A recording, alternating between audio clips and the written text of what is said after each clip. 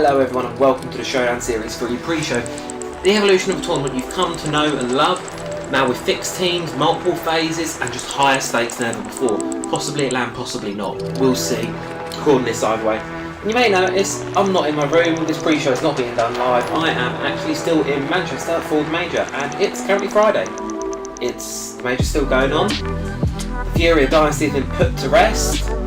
FaZe got totally walloped by Beast Coast in a monumental upset, and if being honest, I don't really know how the tournament's going to go from here on out. It's truly anyone's game at this point, but Manchester's not what we're here to discuss, because by the time you're watching this, the tournament will be over. We'll have crowned our winner. Hopefully it's BDS, but knowing my luck, it'll be someone else. So obviously the pre-show here is going to take a bit of a different format this time. Instead, I'm going to be recording a section after each day of the Major and basically going over from what I've learned, speaking to talent, staff, players, as well as what I've personally observed from the game. As some of you may have seen, I've spoken really to, had a chance to speak to Furia today, had a chance to speak to Doki, Milosh, Ace Pyro. So, spoken to quite a few people today. I'm sure you will have seen the signings I've shoved them in the Discord, but again, I digress. That's not what we're here to talk about today. I actually want to talk about two things that I think really define today in terms of Siege, in terms of mental and momentum. Two M words there. And, first part is when you're on the back foot, it's really hard to keep believing that you're going to be able to win and you're going to be able to take home that W. And obviously as you're further and further on the back foot, it can be increasingly difficult, or it's increasingly, the other teams will get better momentum and they'll gain momentum against you. It's very hard, and once that ball starts to roll, it's very hard to stop it. And, if you were watching Major, you've seen it earlier today, where Beast Coast, they started off back and forth a bit with FaZe, but as the game went on, it just went on, and you could not stop them to the point where you'd have this, at the start of Cafe, you had Gunnar winning out a 1v3 hid out behind a sofa. And this was the case for a lot of the games throughout today, and one thing that really put a stop to it, almost every time, all bar one, which was that final map of FaZe vs Beast Coast, but all bar that instance, tactical timeout seemed to put a stop to momentum. The conversion rates of a timeout today, which essentially, for those that don't know, is conversion rate of timeout is basically you take a tactical timeout, do you then convert that timeout into a win? Because typically, obviously, you use a timeout when you're on the back foot, when you're losing.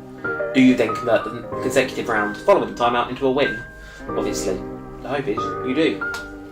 And the conversion rate today was really, really high. Now, while in Phase 1 timeouts are not present, you're on the quick match rule set, it's going to be over and done with very quickly. Phase 2, on the other hand, are the competitions, so that's both upper lower bracket final games as well as grand final itself. You're going to have an access to one tactical timeout 45 seconds per map. And that's per map as well, meaning in the grand final, theoretically, go all the way, you get three. You'll get three timeouts. So, I'd say keep that in mind. Now, of course, I don't want to keep this pre-show too long, so I think I'm going to sum up today. It's really easy. It's a lot easier said than done to try and keep your head above the game, to try and not let that 0-3 disadvantage or whatever it is get to you. And one thing that really, really commonly does pop up, as I was saying, some of the players earlier today, or they were about to say to me rather, it's that one round at a time mentality. It's not look at the grand picture, let's not look at winning the final, let's not look at winning the semi-final. Let's just look at where we are right now, take it one round at a time until you progress on. Because at the end of the day, if you set your sights 50 feet ahead of you, you're not going to notice what's right in front of your face, which, in let's say the case of Furia today, was a very, very, very hungry looking Liquid roster. And one last thought I'll leave you with is, what did all the teams have in common today? Because obviously you wouldn't be able to see the players as they were playing so much. Obviously we had cameras of them up quite a lot, so we were able to see them. And one thing I noticed a lot is that all of the teams that lost, they looked like they'd already lost before the game was actually over.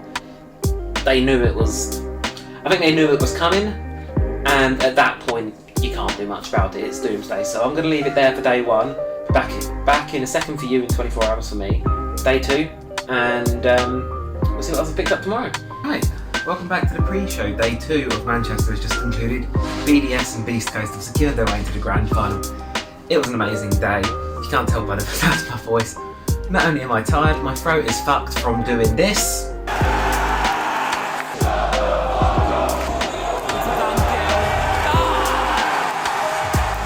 All day.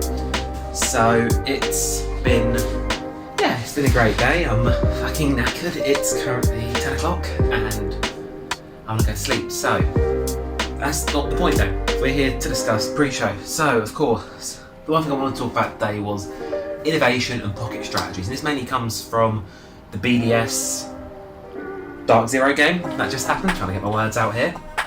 And something that I really wanted to bring up during that was the innovation of BDS. So map 1, border, Dark Zero's choice of a map. BDS were attacking on the second half and they decided to bring out this Sense Glass Blitz strategy. A lot of smokes, something you know, as I was saying to people I was seeing with, something you'd see in APAC quite a lot.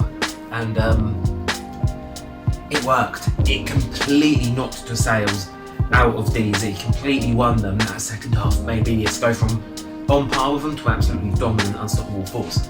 Really good stuff from them, and that sort of pocket strategy. And really, okay, sure, they applied it to border, and they probably, at that level, prepared it for border.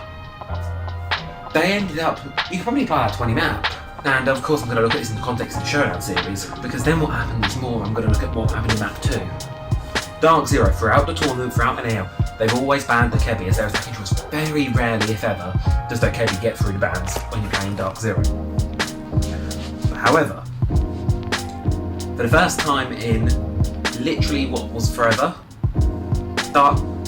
BDS ended up forcing Dark Zero to ban someone else, and Dark Zero ended up banning the Glan, which means then BDS can play the Kebi. If you were watching the game, you would have known BDS hopped right on the opportunity to grab that, to give that a go, and it really worked out for them. So, what am I getting to? So, I want to get at here, because as you can tell, there's maybe a drink or two in me, and I'm fumbling my words a little bit. But one thing you really do want to get at in the Showdown series is you want to get this idea of pocket strategies. Practice with your duo, because, okay, for sure, I'm going to be releasing this pre-show as soon as it's done, so hopefully, if I can get the work done, fingers crossed, close to Monday, I'll be able to have it all done, and you'll be seeing this a couple of days before. Get some practice with duos, just, maybe for attacking defense, get 2 different pocket strategies you can put out. I'm not saying the Glass and the Sense has to come out or something like that has to come out, but get 2 really off meta, really off sort of general strategies that you can just apply to any map when you're in a pickle. And the reason I say 2 of them is because when you get to later on in the tournament, you're playing best of 3, you're going to need to be able to know that your opponent may target it, because if you completely destroyed a map 1 using a Montaigne, for example, you're probably going to ban that come second map, so you need to have 2. Do it for either side, and that's my key to success from day 2. Just have these pocket strats. Obviously, if they're at Pro League level, you know, they're a lot more advanced than just a little pocket silly strat. But yeah, that's my advice for day 2. What I've picked up is all about these little pockets of innovation and pockets of just sort of strategy and catch them off guard, really. That's what really defined it today. Beast Coast were constantly changing their tactics back and forwards, BDS the same. 1 minute they're rushing in, the next minute they're playing it really slow, checking every corner, bringing it down to the last 15 seconds. And if you can do that, you've got a good chance of that. There's a human being behind me.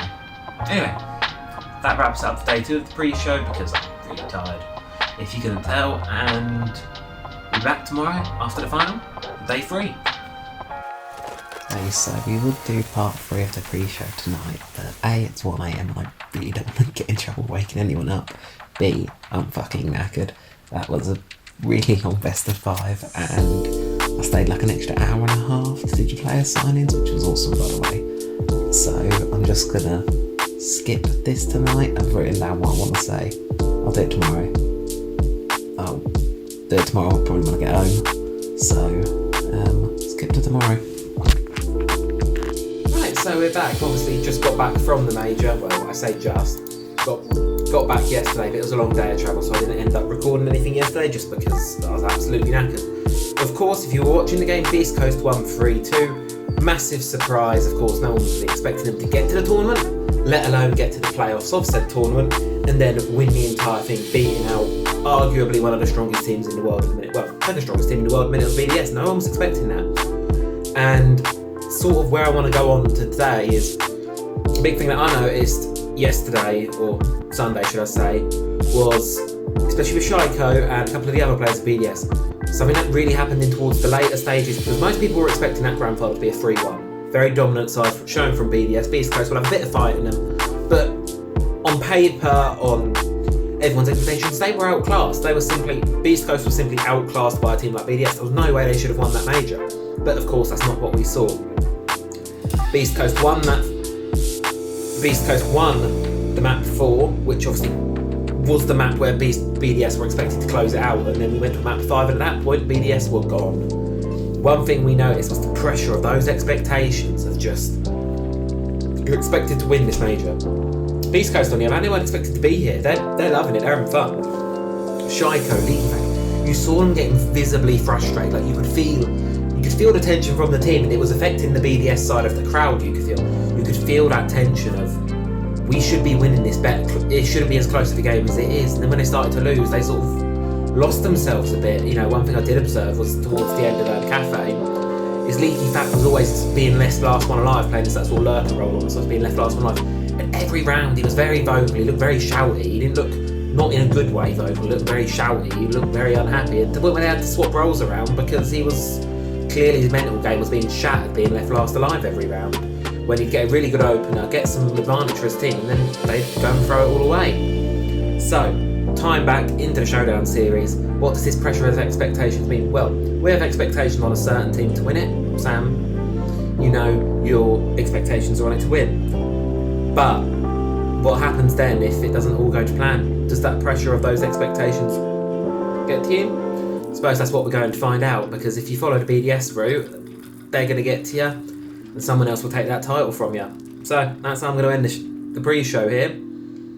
Does pressure of expectations get to you? Of course, it's been quite fun being able to do this over the sort of 3 days and sort of talk about Pro League and all of that stuff. So, you know, Wimbledon, you know, it's been awesome to be able to do this. Obviously, the major, it's been amazing, and yeah, it's been absolutely wonderful experience. Recommend going to Siege Lands if you can. Hopefully you're all going to get your first experience of one watching this. Hopefully I'm going to upload this tomorrow, so you'll get this on the Wednesday, you'll have a day to digest it. So hopefully tomorrow you'll have a wonderful Siege Land to go to and get all pumped up for that. So thank you for, oh excuse me, I made a ball when I started this one take, I'm not redoing that. So apologies for all the inconsistencies and the blabbing in the pre-show.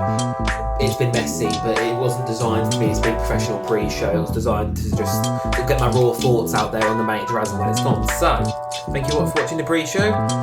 Gonna cut off now, and we'll be live in a few minutes, hopefully, with the full shebang. Thank you again, and see you all in Showdown Series 3.